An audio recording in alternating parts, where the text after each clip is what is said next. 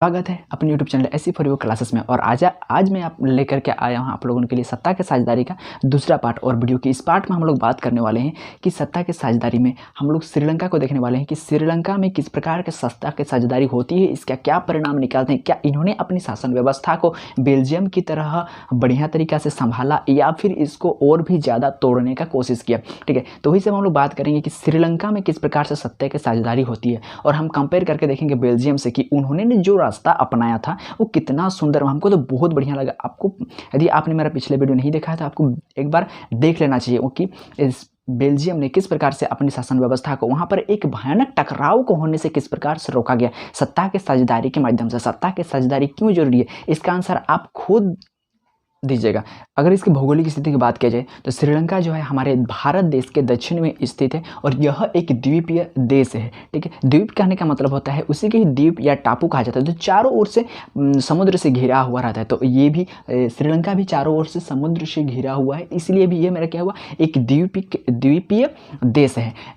और अगर इसके क्षेत्रफल देखा जाए या फिर जनसंख्या देखा जाए तो इसकी जो जनसंख्या होती है वही हरियाणा जो राज्य हम लोगों ने वहाँ पर देखा था, वो बेल्जियम के साथ कंपेयर किया था, वही हरियाणा राज्य के बराबर, मतलब इसकी जनसंख्या 2 करोड़ के आसपास है जो हमारे हरियाणा राज्य के बराबर है। ठीक है, और यहाँ के अगर जातीय बनावट को देखा जाए, ठीक है, यहाँ पर सिंघली जाति के जो लोग हैं, यहाँ पर सिंघली जाति के जो लोग हैं वो 74% भाग में पाए जाते हैं। पूरा भाग का 74% भाग में सिंघली जाति बोलने वाले लोग पाए जाते हैं और यह मुख्य रूप से बौद्ध धर्म को मानने वाले लोग होते हैं। ठीक है, उसके बाद 18% जो लोग होते हैं वो तमिल भाषा बोलने वाले लोग होते हैं और इसमें से भी तमिल जो भाषा बोलने वाले लोग हैं वो 2 प्रकार के होते हैं। मतलब ये तमिल एक तो श्रीलंकन तमिल होते हैं और हिंदुस्तानी इनके भारतीय तमिल होते हैं। श्रीलंकन तमिल कहने का मतलब होता है ये श्रीलंका के मूल निवासी हुआ करते थे, और एक होता है हिंदुस्तानी तमिल यहाँ पर भारतीय तमिल। ये लोग वो तमिल हुआ करते थे जब श्रीलंका और भारत जब ब्रिटेन का गुलाम था, तो जो अंग्रेज थे वो कभी कभी काम करने के लिए भारत से कुछ मजदूरों को लेकर के आते थे श्रीलंका। वहाँ पर चाय की खेती बहुत ज़्यादा हुआ करता था, उसमें चाय के बागानों में काम करने के लिए या फिर और भी दूसरी जगह पर काम कराने के लिए जब मजदूर का ज़रूरत पड़ता था वो लोग भारत में जाते थे और भारत के मजदूर लोग उनको श्रीलंका लाते थे काम कराने के लिए। तो कुछ लोग यहीं पर ही बस गए थे, तो उन लोगों के द्वारा जो वहाँ पर समाज बना, वहाँ पर जो लोग वंश हुए वही लोग को बोलते थे हिंदुस्तानी तमिल। इस प्रकार से श्रीलंका के तमिल और हिंदुस्तानी तमिल मिल करके वहाँ पर देखा गया सिर्फ और सिर्फ 18% तमिल थे। ठीक है, और यह मुख्य रूप से अगर धर्म की बात किया जाए तो ये कुछ जो हिंदू धर्म को मानने वाले लोग थे और कुछ मुस्लिम धर्म को मानने वाले लोग थे। और यहाँ पर कुछ 7% इलाका देखा जाता है और ईसाई धर्म को मानने वाले कुछ लोग हुआ करते। और ये लोग भाषा किस भाषा को बोलते थे, तो वह सिंगली भाषा भी बोला करते थे और वो लोग तमिल भाषा को भी बोला करते थे। तो इस प्रकार से इसकी भौगोलिक स्थिति, जातीय बनावट इस प्रकार से थी। इसका जातीय बनावट कभी कभी क्वेश्चन में पूछ लिया जाता है, तो इसमें कुछ ज़्यादा कुछ जाना नहीं है। यहाँ पर जो जातीय बनावट थी वह 74% सिंघली भाषा बोलने वाले लोग हुआ करते थे और 18% जो था वह तमिल भाषा बोलने वाले लोग हुआ करते हैं। और तमिल में भी 2 टाइप का तमिल भाषी लोग हुआ करते थे, एक भारतीय तमिल हुआ करते और एक मूल श्रीलंका का ही तमिल हुआ करता था। ठीक है, और 7% इलाका जो है वो ईसाई धर्म के लोग हुआ करते हैं। और यहाँ पर जो लोग हुआ करते थे वो लोग सिंघली भाषा भी बोला करते थे और वे लोग तमिल भाषा भी बोला करते थे। तो इस प्रकार से अगर भाषा के आधार पर देखा जाए तो यहाँ की जनसंख्या है वो सिंघली जातियों की संख्या ज़्यादा है और तमिल भाषी की संख्या कम है। और ये लोग जो ईसाई जो धर्म मानने वाले लोग थे ये तो एकदम कम ही के बराबर। जिस प्रकार से हम लोग बेल्जियम में देखते हैं कि जर्मन भाषा वाले जो लोग थे वो बहुत कम थे, 1% थे, उसी प्रकार से यहाँ पर अगर देखा जाए तो सिंघली भाषा और तमिल भाषा के लोग यहाँ पर थोड़ा ज़्यादा है, लेकिन सबसे ज़्यादा किसकी, सिंघली जाति और उसके बाद तमिल जाति के। ये तो था इनकी भौगोलिक स्थिति, जातीय बनावट इस प्रकार से। यहाँ पर हमको श्रीलंका के जब हम लोग जान रहे तो श्रीलंका के कुछ मेन जगहों का नाम क्या भी हमको याद कर लेना पड़ता है, क्योंकि हम लोग जब हमारे पड़ोसी देश श्रीलंका के बारे में जान रहे तो कुछ वहाँ के प्रमुख जगहों के नाम, प्रमुख स्थानों के, प्रमुख जगहों के नाम को याद रखना हम लोगों के लिए ज़्यादा जरूरी बन जाता है। ठीक है, जैसे कि हम लोगों का कोलंबो, यह श्रीलंका की राजधानी है। ठीक है, हम लोग का जिस प्रकार से राजधानी नई दिल्ली है, बेल्जियम की जिस प्रकार से राजधानी ब्रुसेल्स थी, उसी प्रकार से श्रीलंका की जो राजधानी है वह है कोलंबो। हाँ, श्रीलंका है, इसकी 2 राजधानी माना जाता है, इसकी एक राजधानी कोलंबो को माना जाता है तो इसका दूसरी राजधानी श्री जयवर्धनापुर को माना जाता है, श्री जयवर्धनापुर। तो इसकी 2 राजधानी हुआ करता है। तो कोलंबो जो राजधानी है वो हमारा न्यायिक राजधानी माना जाता है। जो कोलंबो है इस कोलंबो शहर को न्यायिक राजधानी माना जाता है। और जो श्री जयवर्धनापुर है, श्री जयवर्धनापुर, याद रखिएगा नाम को, श्री जयवर्धनापुर, ये इसका विधायी राजधानी हुआ करता है। इसकी 2 राजधानी यहाँ पर माना गया है। तो इसका कोलंबो, इसको पहले याद रखना है कि यहाँ का सिटी क्या है, पहला कोलंबो जो इसकी राजधानी है। फिर जाफना शहर, यहाँ पर देखिए सबसे उत्तर में पाया जाता है, श्रीलंका का सबसे उत्तरी भाग में पाया जाता है, तमिल इलाकों में पाया जाता है। तमिल इलाकों में यह शहर स्थित है जिसको जाफना कहा जाता है। बहुत ज़्यादा फेमस है। यह तमिल जो लोग थे, तमिल लोग अपनी संस्कृति, अपनी भाषा, अपने धर्म के आधार पर इन लोगों ने जो है इस जाफना शहर को अपना राजधानी माना करता था उस समय, ठीक है। और उसके बाद याद रखना हम लोग का ट्रिकोमाली, ये जगह बहुत ज़्यादा फेमस है। श्रीलंका का एक प्रमुख बंदरगाह है।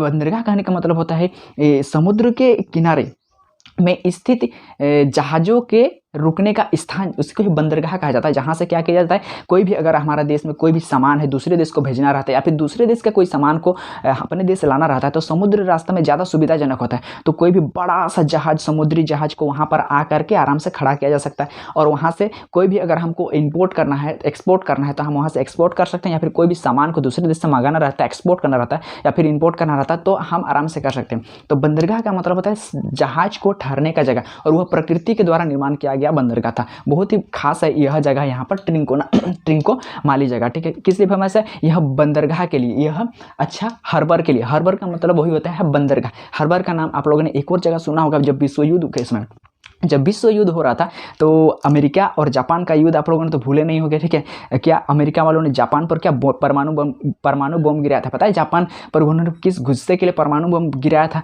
क्योंकि जो अमेरिका के पास भी ऐसे ही एक बहुत बढ़िया हार्बर हुआ करता था, बहुत बढ़िया बंदरगाह हुआ करता था, और वहाँ पर जो है लड़ाकू विमानों का एक बहुत ज़्यादा वहाँ पर लड़ाकू विमान सब रखा हुआ था। लेकिन जापान वालों ने क्या क्या कुछ उन लोगों के रिश्ते अनबन होने की वजह से उस हार्बर पर अटैक कर दिया था और बहुत सारे क्षति किया था, मतलब बहुत सारे लड़ाकू विमान को उड़ा दिया गया था और इस हार्बर का एकदम पूरा सत्यानाश कर दिया था। तब इसी गुस्से को लेकर के उन्होंने जापान के विरुद्ध विश्व युद्ध में भाग लिया और क्या उस पर एक परमाणु बम गिराया, और उस परमाणु बम के प्रभाव से आज भी जूझता है जापान, ठीक है। तो ये हार्बर होता है बंदरगाह की जिस तरह से बंदरगाह की तरह हुआ करता है। एक होता है हम लोगों का बट्टिका हुआ। इस बट्टिका हुआ जगह को भी हमको याद रखना पड़ेगा। यह फेमस है वाणिज्य की दृष्टि से, इसका आर्थिक स्थिति टिका हुआ है, यानी कि व्यापार की दृष्टि से देखा जाए तो यहाँ पर मछली का उत्पादन बहुत ज़्यादा हुआ करता है और यहाँ पर से व्यापार के लिए ज़्यादा फेमस है किया जाएगा। तो इस प्रकार से हम लोगों को जब इसके बारे में जान रहे हैं तो यहाँ पर 4-5 प्रमुख खास शहर हैं, उन सबके बारे में भी हम लोगों को जानना जरूरी है। पहला कोलंबो और इसका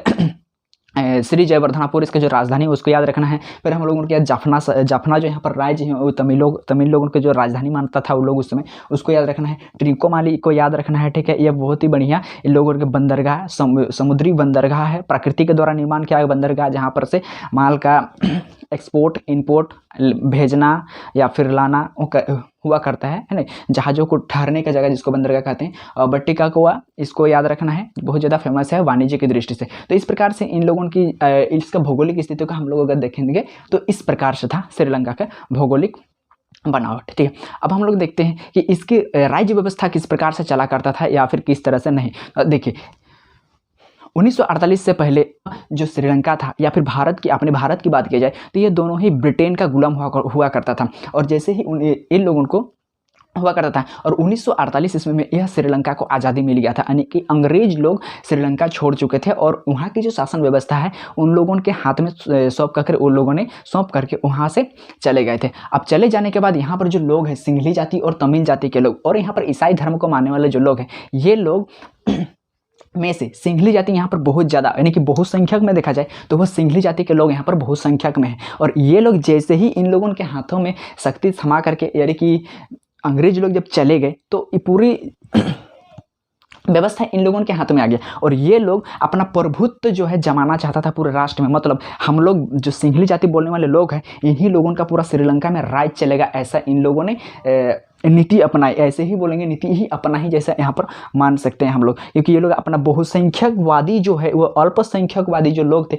उन लोगों पर थोपना चाहते थे। मतलब बहुसंख्या यानी ज़्यादा संख्या है बोल करके डरा के धमका किसी भी तरीके से हम अपना प्रभुत्व जमाए रखेंगे इस श्रीलंका में, ऐसा इन लोग सोचा करते थे, ठीक है। दूसरी तरफ में जो तमिल है या फिर ईसाई धर्म के लोग हैं उन लोगों पर इस सोच का क्या प्रभाव पड़ेगा इसका ख्याल इन लोगों के दिमाग में आता ही नहीं है। इस प्रकार से इन लोगों ने अपना शासन व्यवस्था को किस प्रकार से तब संभाला वो हम लोग देखते हैं। चलिए, तो इन लोगों ने अपने बहुसंख्यक अपनी प्रभुत्वता जमाना चाहता था। देखिए जैसे ही इन लोगों के हाथों में शासन व्यवस्था आ गया, यानी कि अंग्रेज जैसे ही चले गए, तो इन लोगों ने अपने नियम, अपना नीति बनाना शुरू कर दिया। और जो ये लोग सिंहली जाति के जो लोग थे, सिंहली भाषा बोलने वाले जो लोग थे, ये लोग अपनी ज़्यादा संख्या है बोल करके ये लोग अपना प्रभुत्व बनाए रखना चाहता था, अपना ही चले इस श्रीलंका में, किसी और का नहीं, बस अपना चले, अपना भला तो सब भला, ऐसा नीति को ये लोग अपनाना चाहता था। और अपना ये लोग क्या बोलेंगे, एक हिसाब से देखा तो राज करना चाहता था बहुसंख्यक के दम पर। वही बोल रहे कि बहुसंख्यक अपनी प्रभुसत्ता जमाना चाहता था।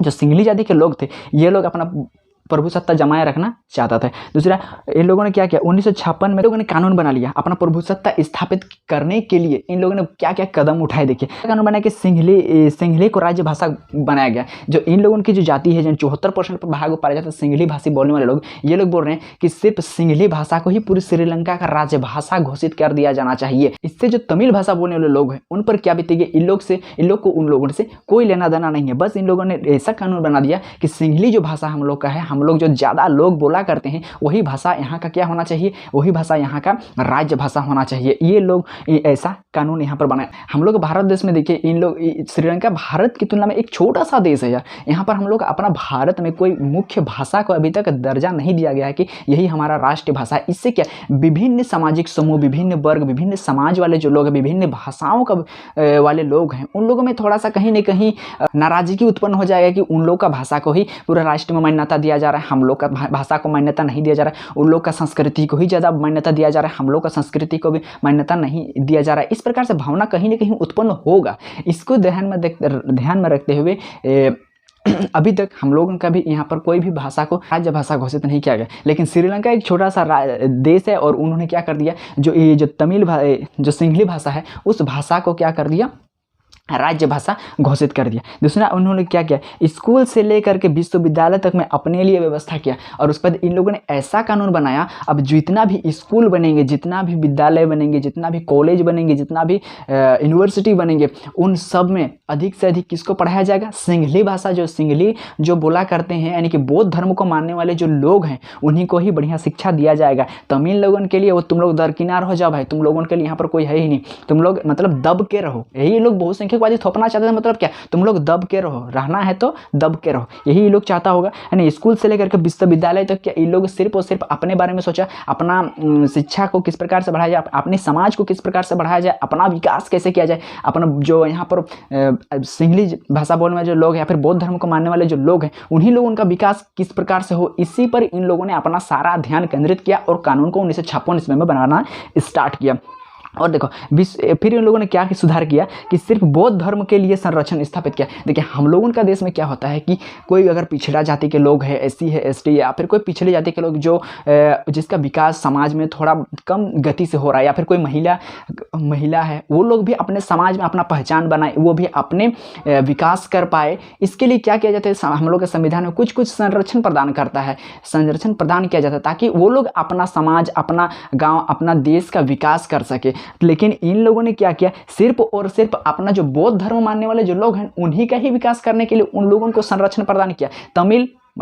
तमिल क्या, उसके बारे में कुछ सोचा नहीं गया यार। देखिए जो भी नीति बनाई गई है, सिंहली को ही उसका लाभ मिलता है। और उसके बाद जितनी भी सारी सरकार के द्वारा नीति बनाई जाती है, जिसमें कोई भी योजना को राज्य में लागू करना रहता, ताकि किसानों का, लोगों का, या फिर कोई भी बच्चों का कोई भी नियम, कोई भी कानून अगर आता है, तो वह नियम या फिर कानून और फिर योजना, वो सिर्फ और सिर्फ बौद्ध धर्म के उत्थान के लिए ही बनाया जाता है, सिर्फ और सिर्फ बौद्ध धर्म के लिए ही बनाया जाता है। ये जो तमिल भाषा या फिर ईसाई भाषा, उन लोगों के लिए कुछ अभी सोचा नहीं जाता, सोचा नहीं गया। फिर सरकारी नौकरियों में भी क्या, सिंहली भाषा बोलने वाले को ही रखा गया। अब उसके बाद क्या हुआ कि सरकारी नौकरी, जो वहाँ पर जितने भी सारी सरकारी नौकरी हुआ करता था, जितने भी जॉब्स है, गवर्नमेंट जॉब हुआ करते हैं, उन जॉब में भी क्या किया, जितने भी हम लोग सिंहली भाषा बोलने वाले जो लोग हैं ना, वही लोग ही वहाँ काम कर सकते हैं, तमिल भाषा वाला बोल नहीं सकते। अब आप ही बताइए, तमिल भाषा बोलने वाले लोग और सिंहली भाषा बोलने वाले लोग,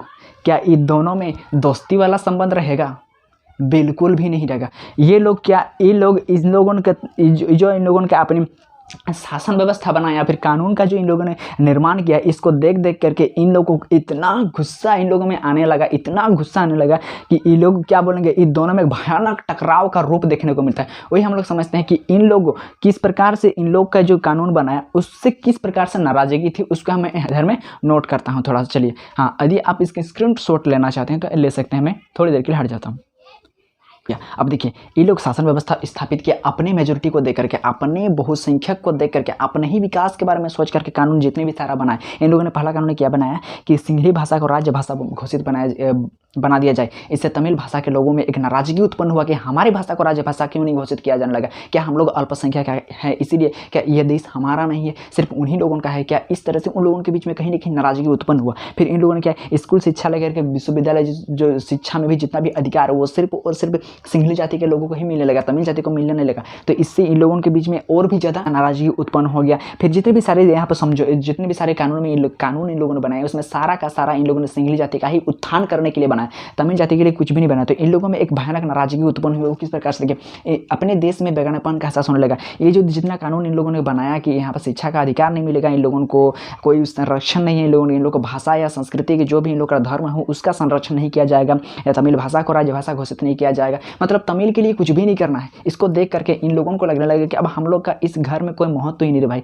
मतलब होता है ना कि कोई अपना घर में रहेगा और उस घर में आपका कोई एक वैल्यू ही नहीं रहेगा, कुछ भी वैल्यू, आप आ रहे हैं जा रहे हैं, कोई आपसे बात नहीं करेगा, आपका कोई सुनेगा नहीं, कुछ भी नहीं, तो थोड़ा सा आपके मन में भावना उत्पन्न होगी। इसी प्रकार से इन लोगों को बेगानापन का एहसास होने लगा कि ये देश हमारा है लेकिन ये लोग हमारे नहीं है। जो समाज में बैठे लोग हैं, यानी कि राजनीतिक सत्ता पे जो बैठे हुए लोग हैं, वो हमारे लिए कुछ भी नहीं करेंगे। अब इन लोगों को अलगाव की भावना, बेगानापन का एहसास होने लगा। सिंहली हमारी भाषा धर्म सिंहली हमारी भाषा धर्म संस्कृति के प्रति असंवेदनशील। इन लोग को यह एहसास हो चुका था कि अब जो हम लोग की सरकार, सिंहली की जो सरकार है, यानी कि श्रीलंकन जो सरकार है, वो अब हमारे धर्म को, हमारे भाषा को, अब हमारे संस्कृति के लिए कुछ भी नहीं करेंगे वो। इसलिए उन लोगों को एहसास हो गया कि अब वो सरकार जो है हम लोगों के लिए कुछ करने वाले नहीं है। उन्हें एहसास हो गया कि अब सरकार को उन्हें राजनीतिक अधिकार से वंचित किया जाने लगा। अब यह भी उन लोगों को एहसास हो गया था कि अब जितने भी सारे यानी कानून बन रहे, इन सभी कानूनों को देखते हुए इन लोगों को लगने लगा कि सरकार अब उन्हें नज़रअंदाज कर रही है। इससे इन लोगों को एहसास होने लगा। धीरे धीरे इन लोगों को लगने लगा कि अब नहीं, ऐसे में अगर हाथ में हाथ धरकर बैठे रहने से कुछ भी नहीं होगा, इसके लिए हम लोगों को कुछ करना पड़ेगा। तब इन लोगों ने क्या किया, जितने भी तमिल के लोग हैं, ये लोग अपना संगठन बनाना स्टार्ट कर दिया, अपना सरकार बनाना स्टार्ट कर दिया। इन लोगों जगह जगह पर जाकर के अपनी मांगे रखने लगे कि तमिल भाषा को राज्य भाषा घोषित किया जाए, तमिल भाषा को राज्य भाषा घोषित कर दिया जाए, हमारे बच्चों को के लिए स्कूल की व्यवस्था किया जाए, हमारे लिए रोजगार प्रदान करो। इस तरह से इन लोगों ने जगह जगह पर जुलूसों निकलाए, बहुत सारे जगह पर इन लोगों ने अपने संगठन बनाए। लेकिन जो अभी तमिल जो सरकार था, यानी कि सिंहली सरकार जो थी, ये झुकेगा नहीं, मतलब ये मानेगा नहीं, ये किसी भी मांग को इन लोग का मानने को वो तैयार ही नहीं थे। तुम लोग अल्पसंख्यक हो ना भाई, बहुत बढ़िया रंगा। अब धीरे धीरे 1980 तक आते आते देखा गया कि जो तमिल के जो लोग हैं, ये लोग अपना सरकार बनाना स्टार्ट कर दिया था। और ये लोग एक बहुत ही भयानक संगठन तमिल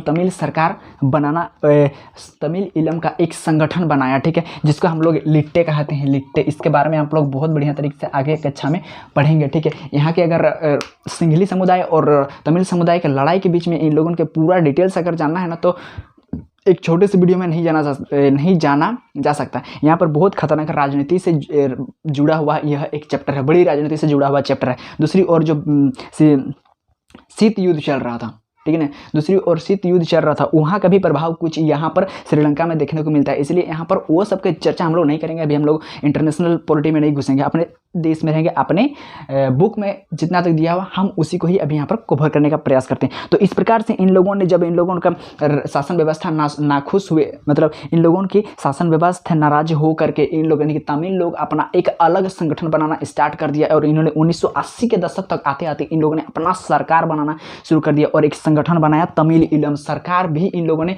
स्थापित कर लिया। और अब इन लोगों अब इन लोग एक बहुत ही भयानक इस प्रकार से तमिल भाषा बोलने वाले लोग और सिंगली भाषा बोलने वाले लोगों के बीच में टकराव, लड़ाई झगड़ा, मार काट की स्थिति उत्पन्न होने लगी। और हाँ, तमिल ईलम में एक ऐसी संगठन धीरे धीरे बनने लगा कि ये जो तमिल के जो लोग हैं, ये लोगों को धीरे धीरे जो दूसरे बड़े राष्ट्र हैं, बड़े देश हैं, वो लोग तमिल के जो समूह है, तमिल ईलम की जो सरकार है, जो संगठन बनाया गया था लिट्टे को, ये लोग धीरे धीरे क्या आतंकवादी घोषित करने लगा। अच्छा, आतंकवादी घोषित करने लगा। बेचारा कहाँ से कहाँ ये लोग पहुँच गए, आतंकवादी घोषित किया जाने लगा। तो उनके पास अपना, ये लोग ऐसा आतंकवादी संगठन, ऐसा समाज के लोग थे जो इसके पास अपना हथियार हुआ करता था, AK-47, बहुत सारे बंदूकें हुआ करता था, जिसके बदौलत क्या जहाँ कहीं भी बहुसंख्या कहीं सिंगली को देखता था, इन लोगों को मार देता था। ये लोग जहाँ इसको देखते थे, ये लोग मार काट इतना भयानक वहाँ पर मारकाट की स्थिति उत्पन्न हो गया इन लोगों के कानून व्यवस्था बनाने की वजह से, इन लोगों ने सत्ता की साझेदारी न करने की वजह से बहुत भयानक वहाँ पर कि तमिल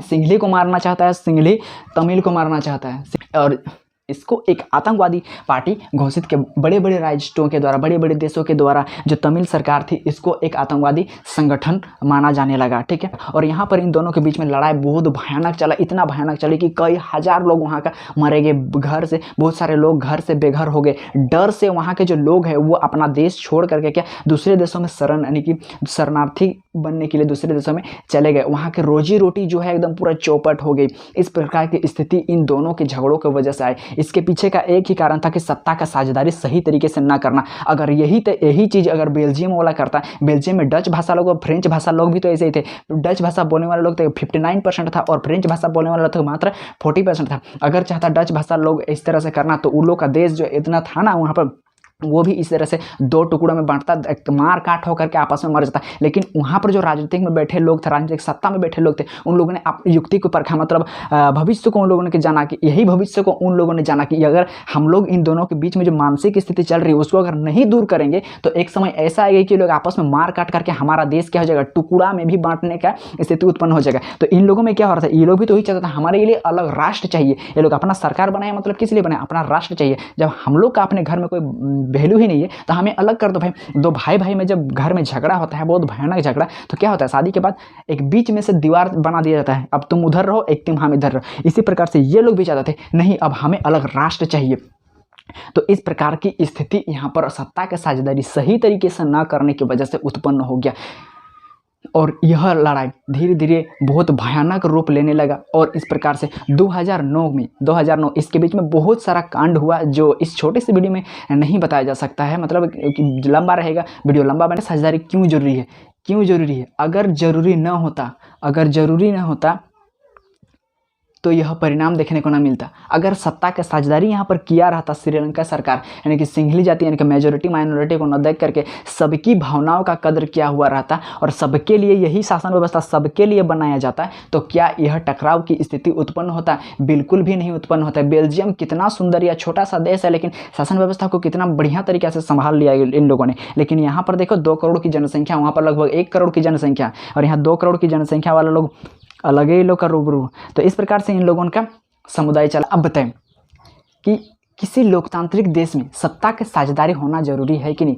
ये सत्ता की साझेदारी का मतलब क्या होती है, ये मैंने पिछले वीडियो में बता दिया है। जो बेल्जियम में किस प्रकार के सत्ता की साझेदारी किया, उसमें बहुत बढ़िया तरीके से सत्ता की साझेदारी क्या होती है उसको बताएगा। उसके परिणाम क्या होते हैं वो इस वीडियो में आपको देखने को मिल गया, ठीक है। और उस परिणाम, मतलब अगर इसका नेगेटिव परिणाम क्या निकलते हैं, इसके पॉजिटिव परिणाम क्या निकलते हैं, मतलब अगर सत्ता की साझेदारी लागू अगर किया जाता है तो उसके क्या परिणाम निकलते हैं वो बेल्जियम बताता है। और यदि सत्ता की साझेदारी किसी लोकतांत्रिक देश में न होता है तो हमको इस उदाहरण का मदद समझ में मिलता है कि इसका क्या परिणाम हो सकता है, ठीक है। तो इस प्रकार हम लोगों का सत्ता के साझेदारी चैप्टर समाप्त होता है। मिलते हैं नेक्स्ट वीडियो में। यदि आप चाहें तो आपको मैं इस चैप्टर से जितने भी सारे ऑब्जेक्टिव बन सकता है और सब्जेक्टिव क्वेश्चन वो मैं नेक्स्ट वीडियो में आपको डाल दूंगा, ठीक है। मिलते हैं नेक्स्ट वीडियो में। हाँ, वीडियो अगर पसंद आता है तो हमारे चैनल को सब्सक्राइब जरूर करें।